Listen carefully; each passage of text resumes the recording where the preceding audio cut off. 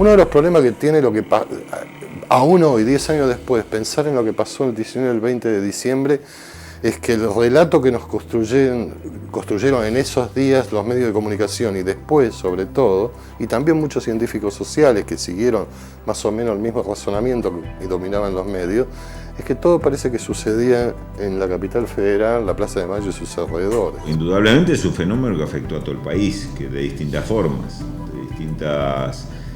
con distinto grado de participación, con distintos tiempos. Digamos, en algunos casos no fue la reacción en un momento o la salida a la calle de un grupo para manifestarse en un momento, sino que fueron procesos que se fueron dando, donde socialmente también se va adquiriendo conciencia de que algo se acabó y otra forma de actuar hay que encontrar. Y durante toda la década del 90 la gente vino reaccionando.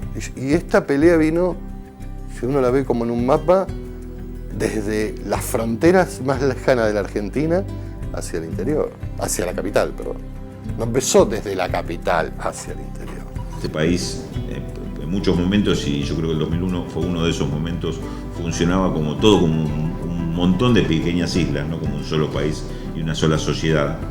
Muchas veces creyendo saber lo que pasaba en otro lugar, pero simplemente era la imagen que te vendían. Entonces, esto también provocó que las reacciones fueran, en el momento del estallido, las reacciones no fueran todas al mismo tiempo y unánime. Yo creo que la crisis siempre pegó más en el interior y sobre todo en las ciudades que más sufrieron la desindustrialización de la década del 90. Sin embargo, al momento del estallido vos encontrás que en los centros urbanos, entre comillas, los sectores más beneficiados son donde la reacción es más fuerte. Es una imagen, es una fotografía, pero no te está contando cómo fue toda la película y mucho menos la secuencia social que hay detrás de eso.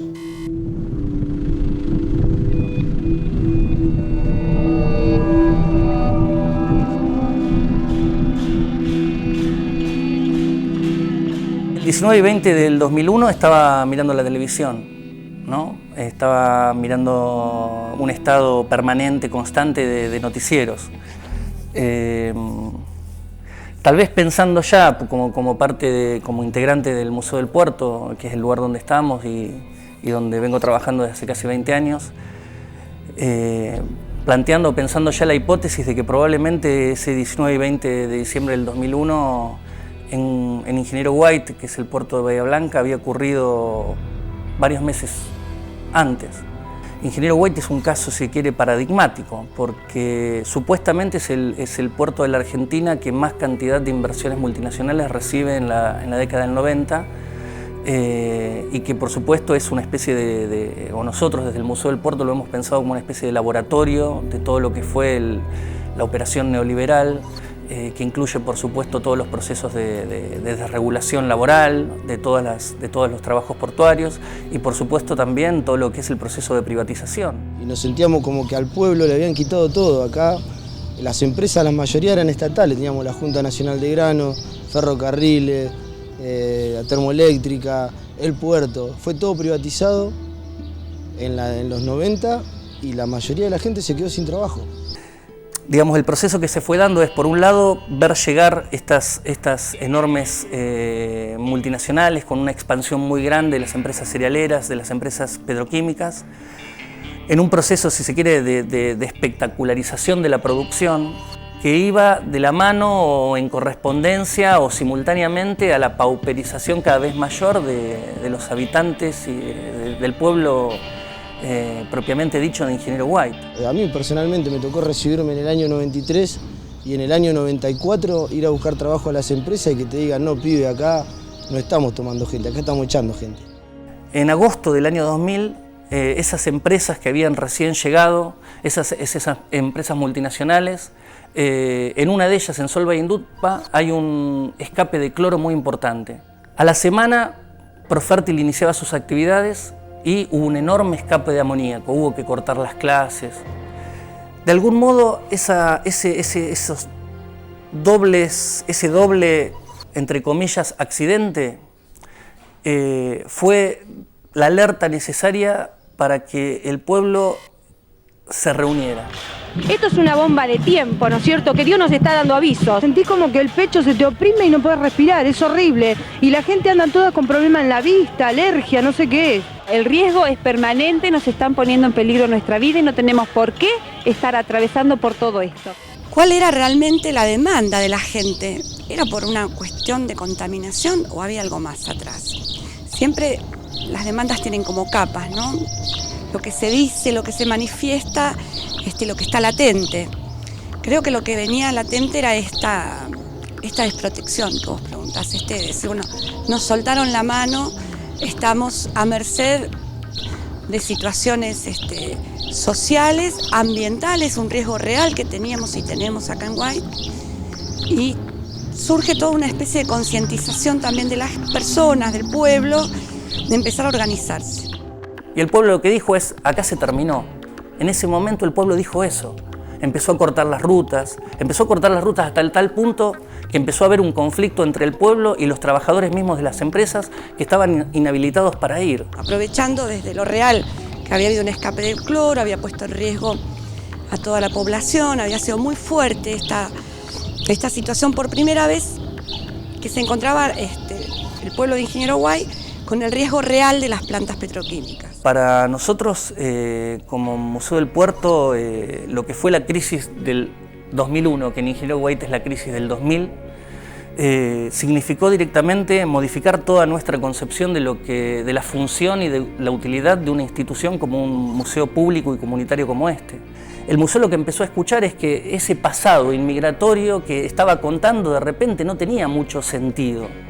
Y empezó a hacerse la pregunta, frente a estas enormes transformaciones, ¿el museo qué está haciendo?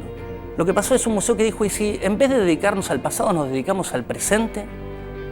Y si empezamos a trabajar con el presente, que es efectivamente ese espacio donde las distintas versiones del pasado se están viviendo en forma concreta, ¿no? En forma material, donde efectivamente un estibador que durante 30 años trabajó para el Estado de repente se queda no simplemente sin trabajo, se queda sin toda una visión de la vida.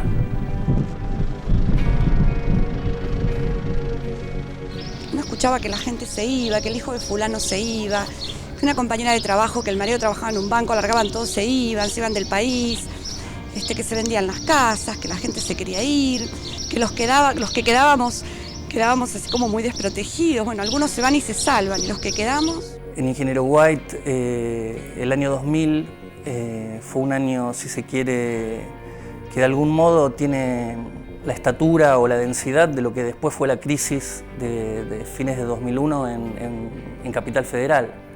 Como si hubiera, supongo, varias historias para contar el 19 y 20 de diciembre del 2001, ¿no? Como si en distintos lugares del país probablemente el 19 y el 20 no hubiese sucedido exactamente el 19 y el 20 del 2001. 21 de diciembre del año 2001 y es nuestra misión número 2278. El país sigue convulsionado, están en plena asamblea legislativa, sigue convulsionado realmente.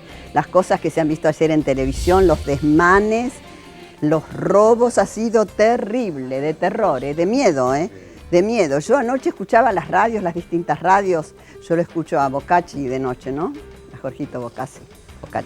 Y siempre le pronuncio mal el apellido porque es doble C, ¿no es cierto? Y llamaba a la gente desesperada de distintas zonas y barrios. Después pasaba otro programa para calmarme un poquito y también seguían llamando. Así que ya cuando entran, se meten con la propiedad privada, ya la cosa es muy, muy, muy grave, muy serio, porque bueno, eso ya es una anarquía total.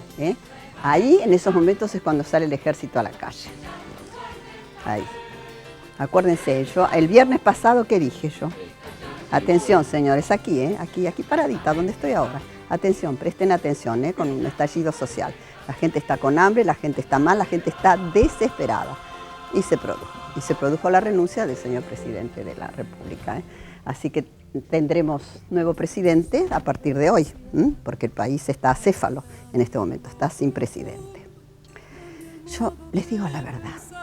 Ustedes siempre me oyen decir que yo soy una mujer grande, pero yo momentos como este que estamos viviendo ahora no lo he vivido jamás. Y he pasado por todos los gobiernos, democráticos, dictaduras, todo lo que se puedan imaginar, todo. Pero esto que estamos viviendo actualmente, yo no lo recuerdo. Esto es una anarquía total. Los muertos que han habido, los muertos, 24, 25 muertos, chicos, jovencitos. La represión que ha sido terrible, de una violencia. Uno veía esas escenas en Plaza de Mayo con los caballos. Había un señor que yo me he quedado impresionado, un señor, yo no sé si alguien lo vio en la escalinata, en las escalinatas del Congreso, que boqueaba y al final se murió.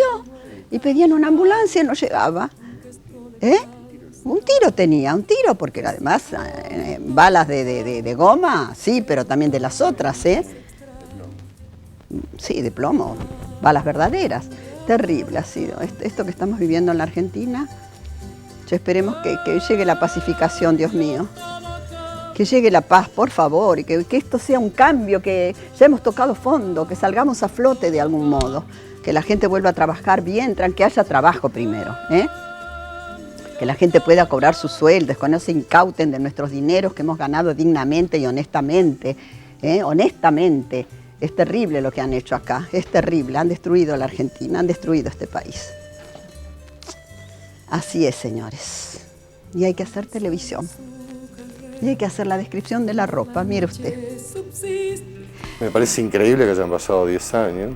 Y yo me acuerdo la sensación que tenía personalmente, la sensación de vacío muy grande, porque no se veía hacia dónde se salía. Veíamos pasar mucha gente corriendo en las calles y los chicos nos preguntaban por qué. Entonces nosotros le tratamos de explicar de que la gente se estaba reuniendo para ir a protestar a la Plaza de Mayo contra el gobierno que nos estaba matando de hambre. Una imagen totalmente desolada, ¿no? Pero la gente afuera, la gente ocupando la calle, ocupando lo que es público. Nosotros terminamos muy tarde la caja, terminamos casi a las 9 de la noche.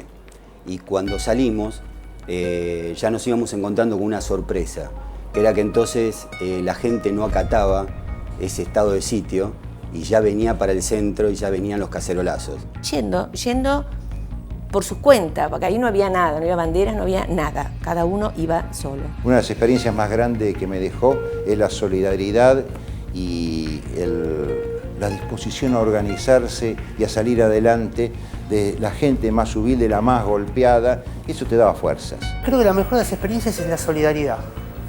La solidaridad y el compromiso. El 2001 nos cambió a todos. Hay una historia para contar.